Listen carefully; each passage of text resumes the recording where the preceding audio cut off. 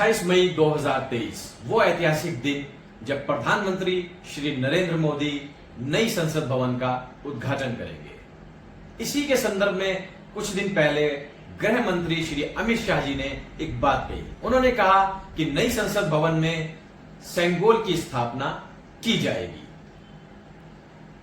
जैसे ही अमित शाह जी ने सेंगोल का जिक्र किया, ये चारों ओर चर्चा का विषय बन गया। हर कोई ये पूछ रहा था कि सेंगोल क्या है। आज की नई पीढ़ी जानना चाहती थी कि सेंगोल क्या है, कहां से वर्ड आया। तो दोस्तों, आज की वीडियो में जानेंगे सेंगोल का इतिहास क्या है और सेंगोल शब्द कहां से आया और सेंगोल होता क्या है। तो वीडियो को अंत तक जरूर देखिएगा।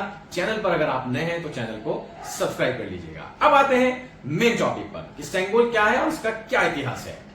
दोस्तों, जब भारत आजाद होने वाला था, अंग्रेज भारत से जाने का मन बना चुके थे और सत्ता हस्तांतरित होने वाली थी, तब भारत के लास्ट वाइसरॉय माउंटबेटन ने पंडित जवाहरलाल नेहरू से पूछा कि आपके यहां सत्ता हस्तांतरण की क्या परंपरा है।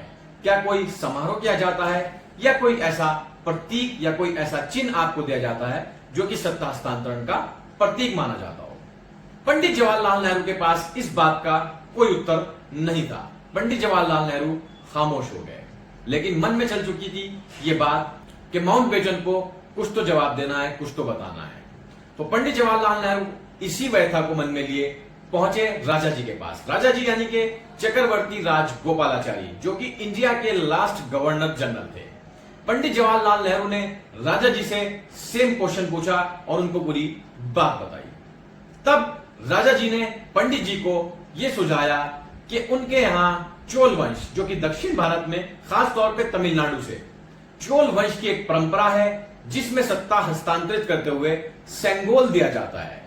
मतलब जब सत्ता हस्तांतरित होती है तो जाने वाला राजा आने वाले राजा को सेंगोल देता है और आदेश देता है कि वो प्रजा पर उचित और न्याय संगत तरीके से राज करेंगे।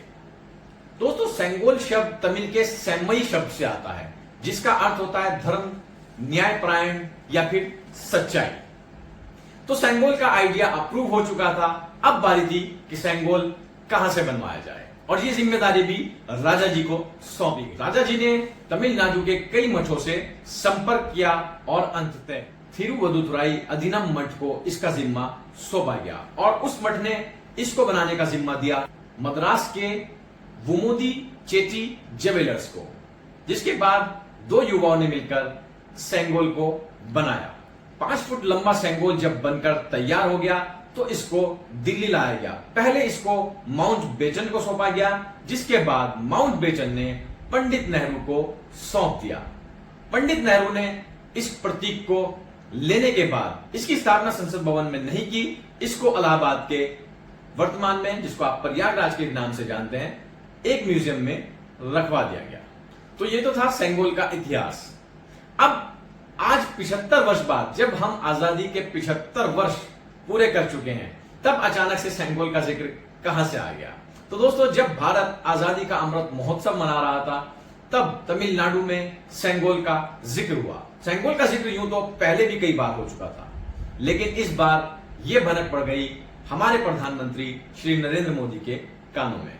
तब उन्होंने सेंगोल के बारे में पूरी जानकारी जुटाई और यह निर्णय लिया कि अब सेंगोल को नए संसद भवन में स्थापित किया जाएगा और इसे जो अध्यक्ष पद की कुर्सी होती है उसके पास रखा जाएगा।